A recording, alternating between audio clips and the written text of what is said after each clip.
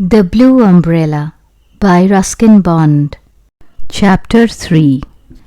About 4 years previously, Binya had knocked a hive out of an oak tree and had been badly stung about the face and legs.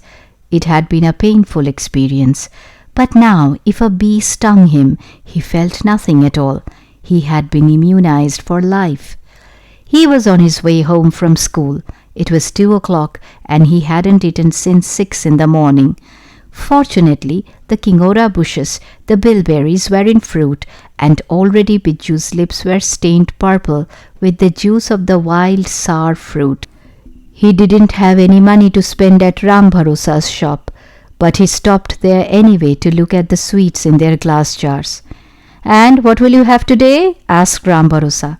"No money," said Biju. "You can pay me later." Biju shook his head.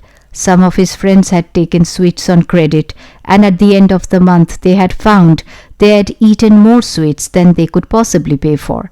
As a result, they had had to hand over to Ram Bharosa some of their most treasured possessions, such as a carved knife for cutting grass, or a small hand axe, or a jar of pickles, or a pair of earrings, and these had become the shopkeeper's possessions and were kept by him or sold in his shop. Ram Bharosa had set his heart on having Binya's blue umbrella, and so naturally he was anxious to give credit to either of the children. But so far neither had fallen into the trap. Biju moved on, his mouth full of kingora berries. Halfway home he saw Binya with the cows.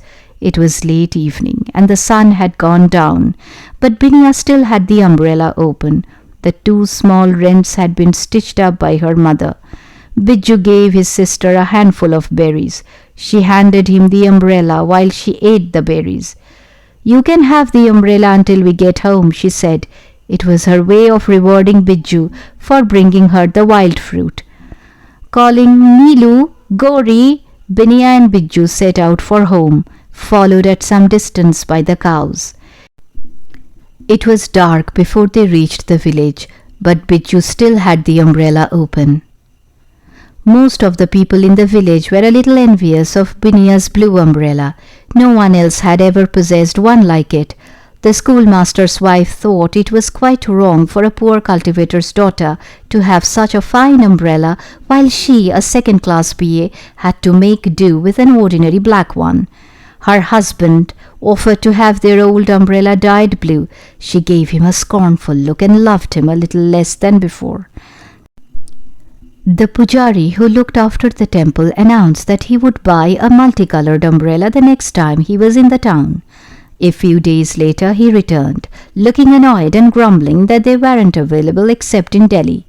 Most people consoled themselves by saying that Binya's pretty umbrella wouldn't keep out the rain if it rained heavily, that it would shrivel in the sun if the sun was fierce, that it would collapse in a wind if the wind was strong, that it would attract lightning if lightning fell near it, and that it would prove unlucky if there was any ill luck going about.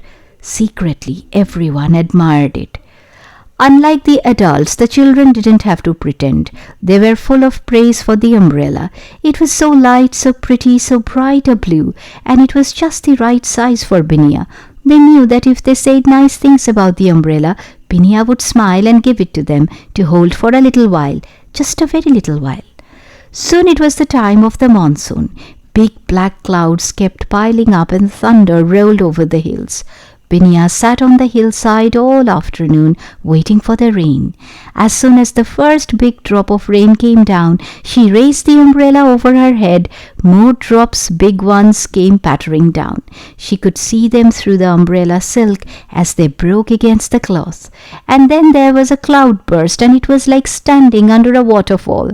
The umbrella wasn't really a rain umbrella, but it held up bravely.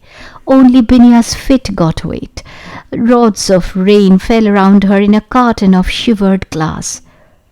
Everywhere on the hillside people were scurrying for shelter.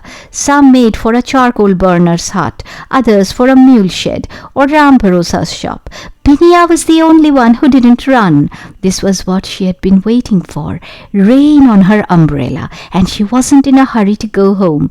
She didn't mind getting her feet wet. The cows didn't mind getting wet either. Presently she found Bichu sheltering in a cave. He would have enjoyed getting wet, but he had his school books with him and he couldn't afford to let them get spoiled. When he saw Binya, he came out of the cave and shared the umbrella. He was a head taller than his sister, so he had to hold the umbrella for her while she held his books. The cows had been left far behind. "Neelu, Neelu," called Binya. "Gori," called Biju. When their mother saw them sauntering home through the driving rain, she called out, "Binya, Biju, hurry up and bring the cows in. What are you doing out there in the rain?" "Just testing the umbrella," said Biju.